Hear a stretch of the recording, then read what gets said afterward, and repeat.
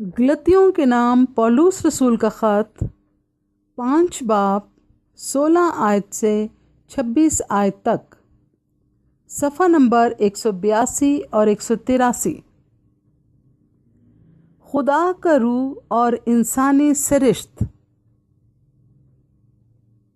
मगर मैं ये कहता हूँ कि रूह के मुआफिक चलो तो जिस्म की ख्वाहिशों को हरगिज़ पूरा ना करोगे, क्योंकि जिस्म रूह के ख़िलाफ़ ख्वाहिश करता है और रूह जिस्म के ख़िलाफ़, और ये एक दूसरे के मुखालिफ हैं, ताकि जो तुम चाहते हो वो ना करो।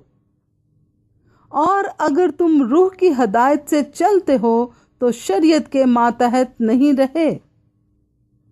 अब जिस्म के काम तो ज़ाहिर हैं, यानी हरामकारी, नापाकी, शहवत परस्ती, बुत परस्ती, जादूगरी, अदावतें, झगड़ा, हसद, गुस्सा, तफरके, जुदाइयाँ, बिदतें, बुग़्ज़, नशाबाजी, नाच रंग और इनकी मानिंद।